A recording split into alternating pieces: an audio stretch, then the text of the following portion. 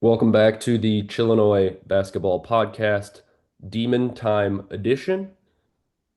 We've had a lot of transfer news in regards to Illinois men's basketball. There's been a lot of transfer news in regards to DePaul men's basketball this week as well. We already touched on some of it on Tuesday night when we recorded. We broke the news. Well, we didn't break the news, but the news was broken mid-podcast that Magoon Guath from San Diego State University will be transferring to DePaul and playing for Chris Holtmann. There was also another addition that next day on Wednesday night. It was announced that Ade Papula from Tulsa he committed to DePaul to play for Chris Holtmann as well next year. So we're going to talk about all of that on this episode of Demon Time. We're also going to talk about how we think the roster will look now that it's taking a little bit more form, looking like we may add one more player in the portal, but still speculation on who that is. And then there's a possibility now of Brandon Macklin coming back as he's added his name to the transfer portal. He'll need to apply for a waiver to have a final season of eligibility. But there has been some speculation that he might return to DePaul for a final season as well. We'll talk about it all. But first, let's start with the addition of Magoon Guaf. I know we touched about it on the last episode, but I don't think we did a very good job, especially myself. Firstly, I said Magoon Guaf was the Mountain West Player of the Year last season. That was incorrect. He was the freshman of the year in the Mountain West 2 seasons ago, and then last year he was the Defensive Player of the Year for the Mountain West. But that's something we didn't really touch on. And me specifically, I said he was kind of an offensive powerhouse. He can score the basketball, and he has come around with his three-point shot in the last season, at least, not on super high volume. But most importantly, what DePaul is getting in Magoon Guaf is Noah's favorite name to say, but also a very good defensive player, a 7-footer who can block shots. He can move his feet pretty well too for a 7-footer, so he is an absolute menace on the defensive end. And Money, if you want to touch on that just to start, what do you think about him defensively? I think kind of how this year's DePaul team was centered around NJ Benson defensively, a lot of blocked shots. Same thing with Fabian Flores. This year, for this season's team, we're going to have Magoon Guaf at the anchor of that defense. Do you like that? I do. I mean, I really like that. What we touched on the other night is that he's not going to be the only 7-footer on the floor, most likely, and he's brings athleticism and speed to to the table, so he won't have to guard as much maybe in the post. He'll have a size advantage because he'll be guarding maybe the other team's 3 or 4 guy, and so he'll be able to have a size advantage but keep up with them speed wise. So I think it's a great addition to the defense. I think he adds length, he has size and athleticism. Yeah, and I don't want to go as far as to say that like we're adding Victor Wembanyama. Victor Wembanyama is 7'4". Magoon Guaf is 7 foot. Um, but if you look at their defensive tapes, they're both very tall players that can move really well. It's not very often that you get a 7'4" player or a 7-footer that is this nimble on their feet. Usually they're 260 pounds, they're a little bit clunky, they're a little bit slow with their feet. Uh, I mean, think about guys in the NBA who are 7 foot and can really move their feet on defense and guard a point guard, right? Like really. I can think of like Kevin Durant maybe. Obviously, Victor Wembanyama. I'm not saying that's the exact type of player we're getting. I don't think he's as much of a scoring threat as those two players are. But defensively, I think there's some similarities, and we're going to see a lot of block shots. Noah, anything to add on your new favorite DePaul basketball player? Have you bought a jersey yet? No, not yet. I don't even know if they came out with them yet. I mean, you can But customize one, I'm sure. yeah, I could. And it would not be his last name. Again, it'll be his first name. And maybe just half of his first name, just the goon part. But in all seriousness, we need that guy from the Illinois videos to come and correct Chase on the DePaul videos now. I can't remember. I think it was Chase will find it, but there's a guy on our Illinois videos who always corrects Chase because every video Chase at least has one incorrect statistic. So we need that guy back. But Magoon Goth, I mean, everybody was saying it in the comments. This was a huge pickup for DePaul. It was a steal. Kentucky is supposed to get him. Anytime Kentucky's going after anybody, you got to feel confident that that player is at least semi-decent. So DePaul got a huge addition here. It's going to be interesting to see how Holtman can utilize him. I mean, with that much talent, I mean, that much size, it's going to be hard. not to at least, make some kind of an impact on the team, especially considering, DePaul's not some sort of, they're not a Duke, they're not a Kansas where you're loaded with talent. He's really going to have an opportunity to shine here. And is this his last season or no, does he have one more after I believe this? he has one more season because he redshirted his first year at San Diego State, and then he played 2 seasons for them. Okay, so I mean, you could see a second year Magoon, or you could see him go to the NBA. I mean, DePaul's been known to get guys into the next level, so it wouldn't surprise me if Holtman, you know, gets his game developed. And I mean, if he can get a 3-point shot, that's all you need to get into the NBA, quite frankly, with that kind of size. But it's just a huge addition, and it's something that you can work off of, build around. It's easier now to get some better talent in terms of guards. Maybe they try to go for one more big name guard, and they go, "Hey, look who we got under the basket. We got Magoon Guath. He's gonna catch your misses and throw it right back to you." And it's just a huge, talking point for the coaching staff going forward with recruiting, at least for this year, and hopefully next year if he can stick around, which not many people have been transferring out of DePaul, so it seems players enjoy the coaching staff, and he's already been a player that, stuck around 2 years at San Diego State, so he shows that he's somewhat loyal to his program. So who knows, maybe we'll get to see a second year of him. Yeah, this is a little bit of a project with Magoon Guoth. I don't think he's going to be a guy that comes in and averages 20 points a game. I think he has the talent to maybe be capable of that. But what you alluded to, the fact that this is kind of a project, this gives Chris Holtman a really big opportunity if they do it right and they send him to the NBA as a high level prospect. If they do this right, we could look at, I mean, Magoon Guaf could be the guy that turns this program around, not necessarily with his play, but in the fact that, like, hey, if you want to come develop your game and then go off to the NBA, look at what we did with Magoon Guaf. If he's able to go in the first round next season or the year after that, now he's already on NBA radars, but to like boost his draft stock at DePaul. That's going to be a selling point if we're able to do that, if Chris Holtman's able to do that. Noah, I wanted to give a shout out to Bootzilla74. He's our Illini basketball almanac and our fact checker for all things Illinois basketball. So yeah, if he also knows about DePaul basketball and he wants to correct me where I'm wrong on this video, please feel free to do so. Or if there's another Bootzilla out there that is more specific to DePaul men's basketball, feel free to correct me whenever I'm incorrect because it is sometimes, but I like to think I have some credibility. Now let's move right along because there was another commitment to Chris Holtman. I believe the sixth of the transfer portal. Off the top of my head, that sounds right. But from Tulsa, he'll be in his final year of eligibility because he did play some junior college basketball. But Ade Papula, another guy whose name that Noah really enjoys saying, he's a 6'5" guard. And what he brings to this team is 3-point shooting and defense, I really think. I think he was 33rd in the country last year in terms of 3-point percentage, in terms of guys that qualified at least with over 150 3-point shots. He shot 40%.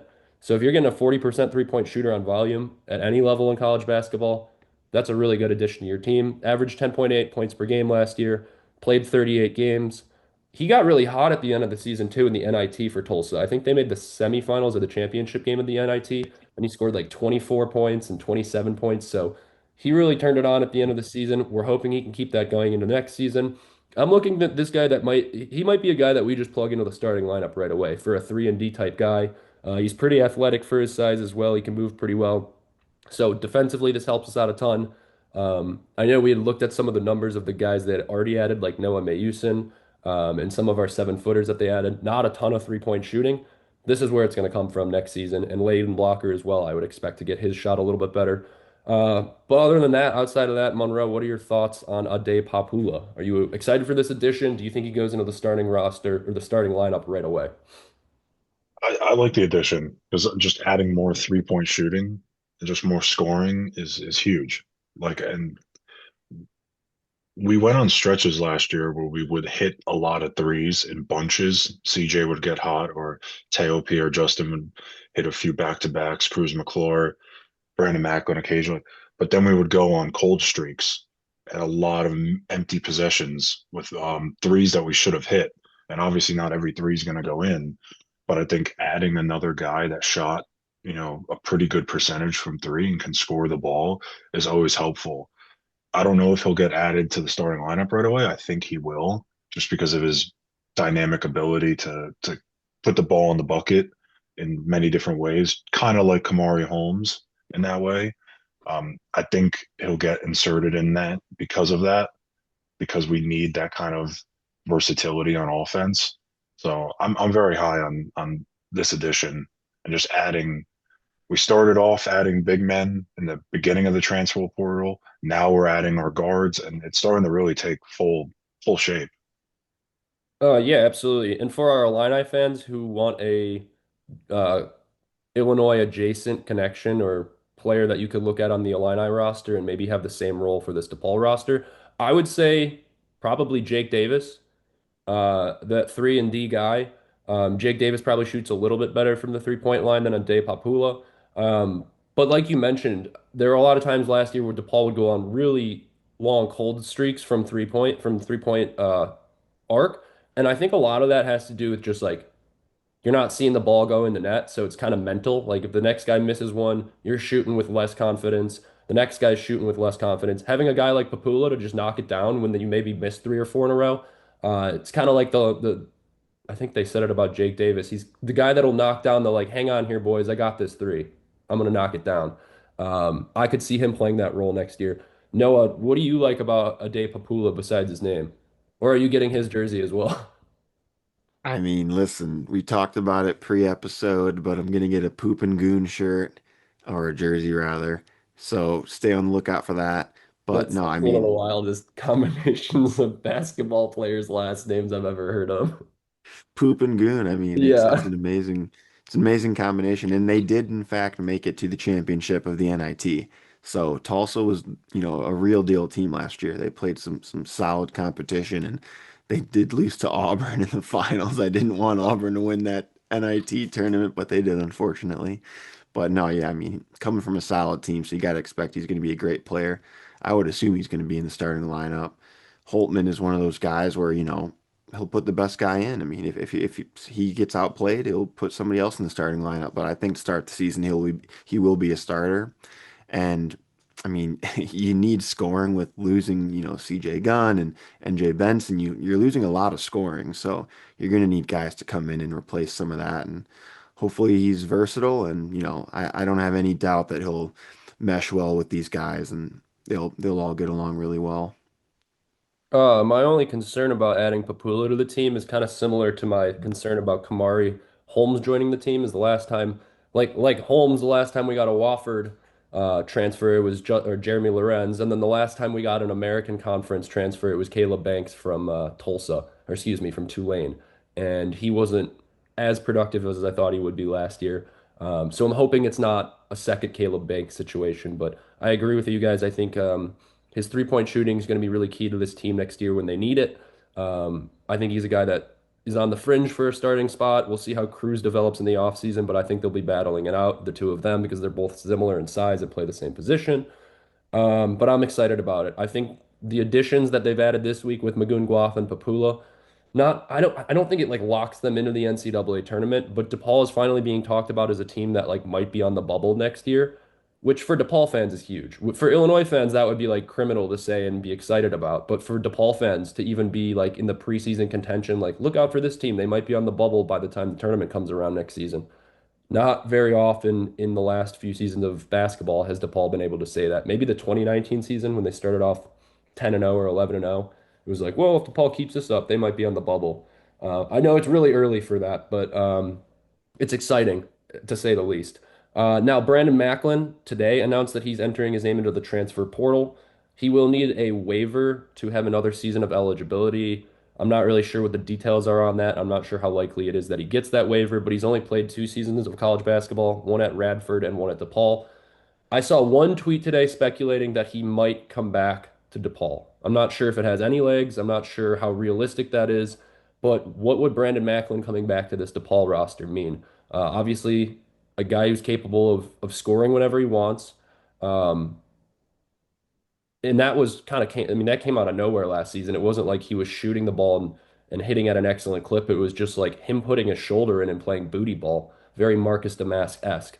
Um, but defensively, I think he's a very capable player as well.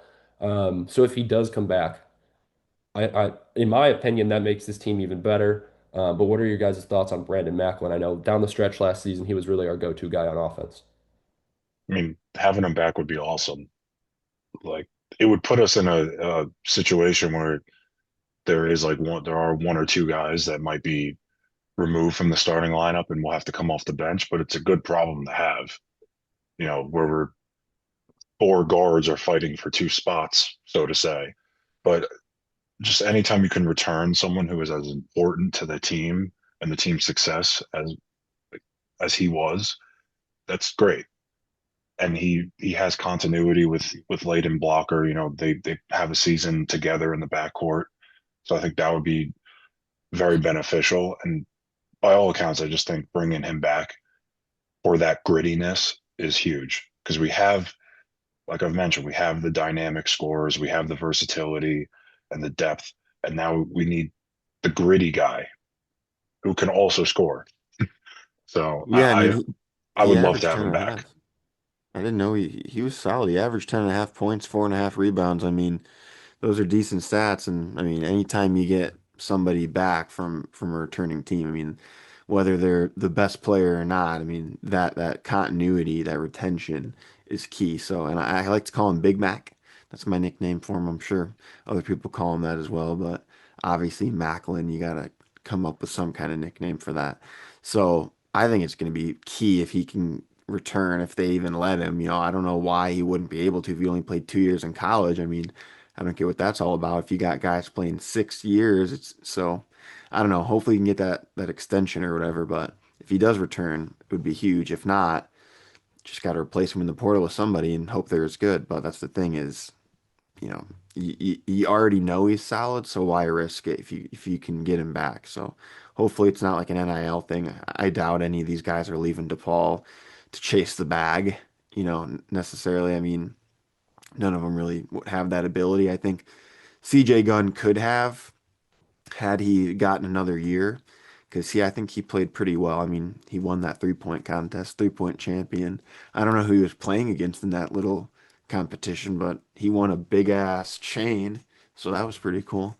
But no, I mean, Macklin would be huge to have him back. So obviously we want him back, but that's up to the NCAA. Yeah, I mean, it's also up to Brandon too. He did put his name in the transfer portal, so that says one thing. Whether he gets that extension waiver, and then decides to keep his name in the portal is another thing, and that'll ultimately say whether or not he wants to come back to DePaul. Obviously, I think if you're Chris Holtman, your pitch to him is like, come back, be the leader of this team. At times last year, I know Noah, you said he only averaged 10 and 4. Those numbers aren't like crazy; they don't jump off the page, but if you watched DePaul basketball closely last season, he was definitely their go-to guy, despite not being their leading scorer. It was like when they needed a bucket in a close game, and it wasn't even like flashy spin moves or anything or like crazy dribble drives or it was just him putting his shoulder down and saying like I'm gonna beat this guy on the dribble and put my shoulder down and back him up to where I can get a layup. So it wasn't flashy by any means. It was just like a grittiness and a will to win, and I hope that returns for next season. Now let's hypothetically say he doesn't return. Um, so with all the additions in the transfer portal and the guys who have said they're coming back next season. What would you expect the starting lineup to look like? Money, I'll start with you, but the biggest thing for me is whether it's going to be Papula or Cruz McClure at that 3 or 2 position. I'm leaning Papula right now just because he's played in the American Conference. His 3-point shot is obviously a little bit better than Cruz McClure's, but I wouldn't be shocked if by the end of the season Cruz steps into the role and it becomes a starter, or if it goes back and forth just based on who has the hot hand. Yeah, I agree with that. I think the locks for the starting five, obviously Layden and Kamari Holmes at the one and two. Um, but I think I agree with that. I think Papula to start just because he was averaging 10 and shot 40% as a key piece to that Tulsa team that was runner up in the NIT. Like that is experience and that you want in the starting five. And the Cruz, could be a key piece coming off the bench. I mean, most winning teams have a very key shooter or scorer off the bench. I mean, CJ Gunn came off the bench for the second half of this season and started to kind of get into his own again. He was going on a little stretch there where he wasn't really clicking, and then Holtman put him on the bench, and he was back to his normal form. So it's not like, you know, Cruz could be someone who's coming off the bench and making an impact and playing big time minutes. He's just not in the starting lineup. So I agree. Like right now, the 1, 2, 3 will be Blocker, Holmes, and Papula with Magoon, and then potentially Pierre Justin or Fabian Flores at the five. But again, with the height and the athleticism, we could have Magoon and Pierre Justin and have three guards and two forwards and kind of beat teams with size and speed and athleticism and shooting with, because Pierre Justin has proven that he's a shooter and a big man. So Yeah, right I do now, like that's I like like kind of him. my rough draft of like what a starting five could look like. I agree with the Pierre Justin. I like him, and I think you got to have Goon and Poop in the starting lineup just so that the commentators can say that. Not that they're going to, but maybe we can get it trending. Maybe we can get it. That's the new thing on campus. Oh, it's Goon and Poop. But no, I think TPJ. I think Goon. I think Poop. I think Blocker. And then whoever the fifth one is, I mean, I want to get another guy in the portal. To be quite frank, I don't think we're done yet. I think we can get at least one more guy. So if that's the case, why not go all out? Go for some, not the top guy, but someone who with a recognizable name or from a recognizable team. Chris Holtman, he's pulling some money out of nowhere, with this Guath pickup. He's got tricks that I didn't know he had. So it's going to be interesting to see will he be able to pull any more NIL funds together? I think he will. I think, being in the city of Chicago gives you enough connections, enough people want to see the team, be successful that they'll throw you a couple bones. They're not asking for a Duke level NIL fund or anything like that.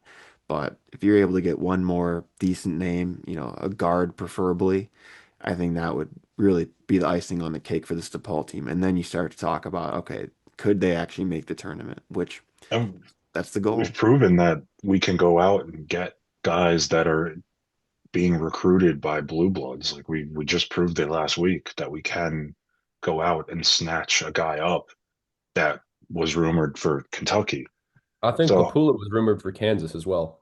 yeah, so like we're proving that, we can get these guys. Now, obviously, I'm not saying we're going to go get the fifth ranked transfer guy right now, but we could easily get Blackwell. someone who is, yeah, we're not Yeah, getting John Blackwell. get John Blackwell on a visit. Why not? Let's He's not flip going to him from Illinois, flip him so from Illinois to DePaul.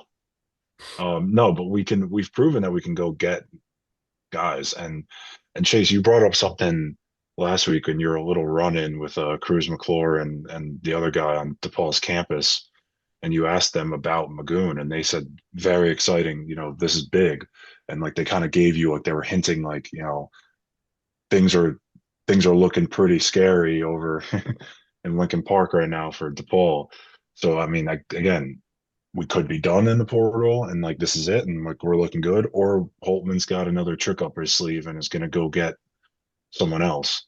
And but again, back to my point, like who's to say we can't go out there and get a guy who's a top player? I mean, Magoon, I've seen some Instagram pages now. It's not official, like this is in like ESPN or Fox, but like he's being rated in the top 60 Mhm. transfer guys. So I that's think just like seeing DePaul's name on like lists like that is huge. I think Field of 68 put out one of the top 100. I think it was Field of 68. Yeah, He's that's the number page. 80 or something. Which yeah, that's a big name. And then there's a few guys obviously that are right around his name that haven't committed to other schools yet that I think DePaul could take a look at. Starting roster or starting lineup wise, regardless of who it is, my favorite thing about this starting lineup is you could put Teo Pierre Justin at the four, and then you can put Magoon at the five. That's a 6'10" guy and a 7 footer playing four and five. And then you got Wilson Jacques, another 7 footer off the bench. You've got Fabian Flores, another 7 footer off the bench. And yeah, Kamari Holmes and Layden Blocker are probably going to do the majority of the ball handling next season. So you got 6'3" and 6'3" there at those two positions. But DePaul is going to be a really big team next year. Cruz is 6'5", Papula is 6'5". You've got Amsel Dalalich off the bench. We haven't really seen him. We haven't seen anything of what he can do, but he was a transfer. who redshirted last year due to injury. He's 6'7". Noah Mayusin, 6'5". Who else am I missing? I think that's the majority of the players that will contribute for next season. But what I'm saying, what I'm getting at is they have a very tall basketball team, and we saw success for teams that were very tall this year. Michigan, Illinois, UConn. Um, they build a lot of their offense around height and their defense too. They're blocking shots all the time, collecting on the defensive glass and the offensive rebounds. So I like that Paul has a lot of size that won't necessarily just be inserted into the starting lineup, but we can pull them out at any point and replace them with more size. So I like that. Any final thoughts on the DePaul transfer portal? Any names you guys are looking at? I know Isaac Selisgar is a name that has been rumored. I'm not sure how likely that is at this point. I don't think I've heard a commitment from him, but he's that Yale transfer. He was rumored at one point to be a DePaul transfer portal name, a guy we were looking at. He would add size as well. But other than him, I think this roster is mostly set for next season.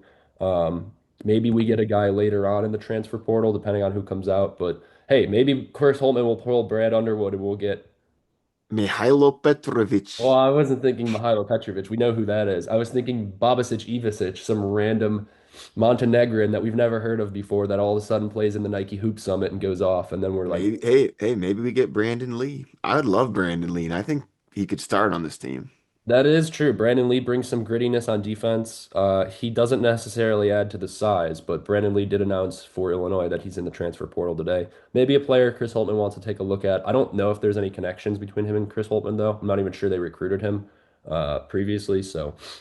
But there are still a ton of names in the portal. That's what's crazy about this to me is it's 2 weeks into the portal cycle, and this DePaul team is almost kind of put together, which was not the case last season.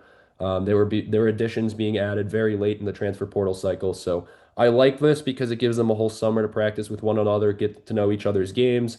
A lot of people talk about will the team gel? That's a big question that's always asked when you bring in a bunch of transfers. I think they have 4 or 5 months this summer to gel. So we're going to be seeing a lot of that, talking about a lot of that in practice. Um, I don't know if they have open practices, but maybe we can look into I can look into getting into Lincoln Park. The what is it? The Sullivan Athletic Center, the SAC. We'll Yep. see. Maybe I can give you guys a little inside scoop on how the DePaul practices are going. You're But filming them and they're just I nonetheless, mean, missing everything.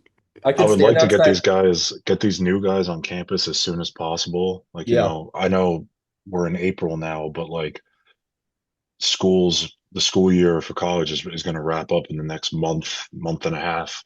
Get these guys on campus all summer and get this team starting to like really, because I know obviously practices for the season start in like September, October, somewhere around there. So like, let's get these guys on campus as soon as possible and get this team working out together. Mhm. Speaking of the new guys, we will have a quick video later this week just talking about the freshmen that are coming in this summer. I believe there's 3 additions in terms of freshmen for DePaul next season. So we'll have a video kind of breaking them down and their games and what we think they may add to this DePaul roster. We didn't even talk about them yet in terms of maybe one of them will be starting. I don't think so. None of them have proven themselves at a college level yet, but there are some guys that I think will be playing, especially towards the end of the season, and that can definitely add um, grittiness on defense, especially. That's what I see the most out of these 3 freshmen. But we'll have a video talking about that later in the week. We'll give you guys a breakdown on what to look out for that. And then just keep on the lookout for more content in the future. We now have our Twitter running, our X. We also have a TikTok page running. So if you haven't followed us yet on Twitter/X or TikTok, do us a favor and go follow there. And then if you're a new DePaul fan, if you're a new fan of this podcast, because we just started making DePaul videos, welcome to Demon Time. We're excited to have this going. It's our second episode, and we'll have plenty more DePaul content for you guys the rest of this summer and into next season when the games finally begin. But other than that, guys, I don't have anything else left to add on this episode, so I'm going to end it how we did the first one because I haven't thought of a better way so far. So, Sko Mons, Demon down. That's what I'm saying. Demon down. Demon Go down. Okay. Mons, go Mons.